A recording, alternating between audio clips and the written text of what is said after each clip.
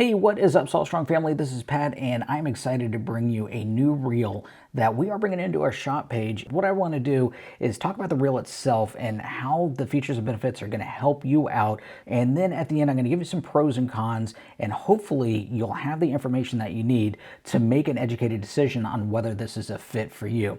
So first off, this is the Daiwa Coastal TW 80H, and what I'm going to do is I'll go ahead and show you the back of the box right there so you can get the specs on it. I'm not really going to dwell too much on that one, but a lot of people like to know this information, so you could pause the video and check that out if you want. And let's get right into talking about the reel itself. So again, Daiwa Coastal TW 80H, and what this is this is a reel that is going to fit that really niche area that's in between BFS and your standard size bait casting reels. This is a finesse reel that's going to cast your lighter inshore lures, but still give you the line capacity in case you get a large fish on there that takes a lot of line out.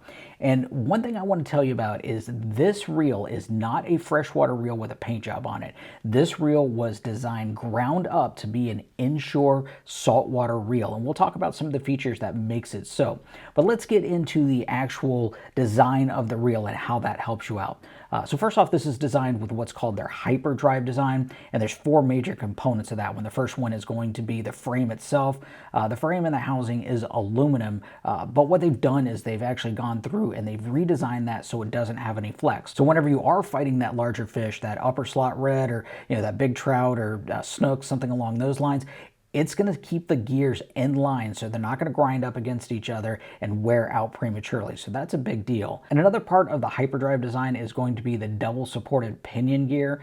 Typically what happens on your reels is, unless you get into really high-end reels, most reels only have the pinion gear is going to be supported on one side. And what that allows is a little bit of flex to happen. But what they've done with a Coastal is they've actually taken this reel, they supported that pinion gear on both sides. It's going to reduce that flex. And again, it's going to transfer more of that power from the reel handle to the spool, and it's going to make the reel a lot smoother and make it last a lot longer. And speaking of power of transfer, another part of the Hyperdrive design is going to be the DigiGear system. Now, the gears in here, they are designed to have a little bit longer teeth, they're a little bit deeper, but they have less tolerance built into them. So again, that helps transfer that power from the handle to the spool without getting into issues of longevity issues. A lot of times with deeper teeth, if it's not machined correctly, you can actually have more tolerance in there, and that's going to cause premature wear. But they've taken the time to design this to where those teeth are going to line up a lot tighter together.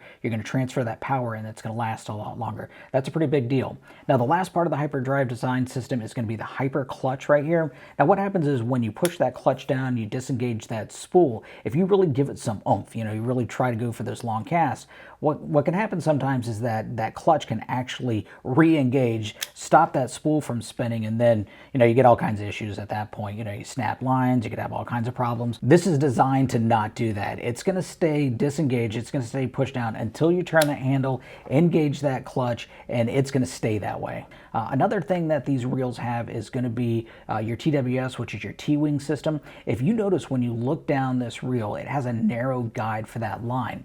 So as you're reeling in that handle, that's going to allow it to have a really nice line lay on that spool.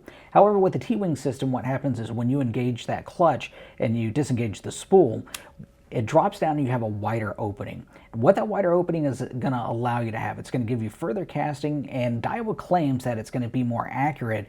And the reason why is you're going to have less friction. So as that line comes off that spool, it oscillates back and forth. If you had that tight opening right there, it creates a friction point. But with that wider opening, it's less friction, so you definitely will get longer casts with that. It's a really cool design that Daiwa puts in a lot of their reels, and they continued that over with the Coastal reel too. Once you turn that reel handle and engage that reel again, then we're going to go back to that small line feed right there, and that's going to give you that nice line lay. Cool little feature they have. Now, one of my favorite parts of this reel that I really like over most of the other bait casting reels that I have is going to be the ultimate tournament drag that they have. Now, what this ultimate tournament drag is, it's got a different stack to it, a drag stack. It's got different components. It's got stainless steel discs, it's got aluminum discs, got some composite discs. But the really cool thing about it is they use what's called a variable viscosity grease. And what that does, what that allows you to do, is whenever that fish surges, whether it's right at the boat or right at the hook set point, at the very beginning, the grease is a little bit, has less viscosity. It's not as thick, but as soon as there's some heat, it thickens up. So it gives a little bit of give right at the beginning, and then as soon as that heat happens, the grease thickens up, and then also your drag tightens up a little bit. And what that allows for you to happen is whenever that fish is at the boat or at the kayak and it tries to make that last run, especially closer to the boat, that extra little give makes that whole transaction happen a lot smoother. So you're going to get less surging, less spiking, less chattering. And that is really something that you don't notice in the beginning, but if you pay attention, it is there. And I believe it makes a lot of difference in keeping the hook pinned in that fish's mouth. It's absorbing that surge from that fish the closer it is to the boat. I think this is a winner. Now, another benefit of the coastal reel, the coastal 80, is as I said in the beginning, you know, this is that difference between the BFS and a standard compact reel. With this reel, because it has a deep spool, it allows you a lot of line capacity. Something that we need to think about, you know, whenever we've got a big fish on there, we need that extra line capacity, you know, for that fish to, you know, so we don't run out of line as it's pulling that drag out. But, you know, a lot of us are using braid. There's still people out there that are not using braid, that are using fluorocarbon, that are using mono, and there's nothing wrong with that. But most of your smaller, more compact reels, they don't have the line capacity because they have shallow spools. This has a deep spool on it, so it gives you that line capacity. If you want to use fluorocarbon, if you want to use mono, you can definitely get away with it with this reel. No issues with line capacity. And also, because of the size of the reel, the spool is light enough to still be able to cast those light lures. So when I first started this, I told you that this is a purpose-built saltwater reel. It's not a freshwater reel with a paint job, and we'll talk a little bit about that. One thing that they did with this reel that really helps out a lot is the fact that they went the opposite direction that a lot of these manufacturers are doing. So a lot of manufacturers are adding these incredible bearing counts. You're seeing 10, 11, 12, 14 bearings in these reels. The only problem with doing that is anytime that you add a bearing to a reel, you're also adding a potential failure point. And, you know, just to give you kind of a hindsight what goes on in the reel industry to get that bearing count up, sometimes you'll see manufacturers, they'll put a bearing on this side of the handle, bearing on this side, you know, one here, and you're adding 4 bearings to the total count of the reel when it's not necessary. You know, you really don't need 4 bearings out here on the handle. And if they're not good quality bearings, again, all you're doing is just adding a, you know, wearable part, a failure point. And it's going to feel really good out of the box. But what is it going to feel like in another month, in 2 months, in 3 months? Are you still going to have that same smoothness? Well, the way that Daiwa designed this reel is, yes, they want this reel to be just as smooth in 6 months, a year down the road as it is, you know, when you pull it out of the box. And to be honest with you, I've been using this reel for a few months, and I've gotten into some really nice fish with it. I've gotten into some overslot red, some big black drum, even some juvenile tarpon. And this reel right now is still just as smooth as when I pulled it out of the box. And one thing that they did was they actually reduced the amount of bearings in this reel. So if you look at the specs, this reel only has 4 bearings. But what they did was they took the bearings that were in those non-critical parts and they replaced them with other components. And the bearings that they do have in this reel are shielded corrosion-resistant bearings. And what that does is it actually lasts a lot longer. So the bearings that they use in this reel will last 12 times longer. Their claim is they'll last 12 times longer than the competition's shielded bearings because of the quality of them. And, you know, that's really going to help out with the longevity, because typically what happens with reels first is the bearings go bad and you've got to replace them. But these bearings are designed to last a long time. The shielded bearing is going to keep the dirt, the dust, the salt, you know, any of that crystallization out of them, so they're going to last a lot longer. Really all you need to do is your typical maintenance of these reels. You know, a little bit of oil every now and again. Keep them clean, keep them wiped down, and this reel is going to last you a long time. Okay, so let's go ahead and start with the pros and cons. Normally what I like to do is start with the pros and go to the cons, but I want to start with the cons on this one and then go into the pros. So first con that I have with this reel is this reel has what's called a zero adjuster when it comes to the spool tension, meaning the way that it's set from the factory is good. You know, you don't have to touch it, but they allow you to dial it in, especially for somebody that's been using baitcasters for a long time and they want it set a certain way. Well, what I can do with this one is I can adjust that knob if I need to. The only problem with it is unless it's in a certain position, that little knob is hard to get to. Even with my little small fingers, it's kind of hard to get to that adjustment with that drag knob right in the way. So that can be a little bit hard to adjust. But even with that, you don't necessarily have to unless you're kind of really dialing in your reel. But that is a con. It's a little hard to get to and a little hard to get a hold of. Now, the next con that I have with this reel is, as of the recording of this video, this reel only comes in one gear ratio, which is 7.1 to 1, which equates to about 28 inches per turn of the handle. Now, it would be nice to have a higher gear ratio option, but in reality, I do realize that this is a finesse style reel, and finesse reels, you're usually fishing a little bit slower, but it would be nice to have a higher gear ratio so you can work those faster baits without having to put too much labor into it. So the next con that I have with this one is the reel is real small. It is a smaller reel, as you can tell, compared to my hands. I got small hands.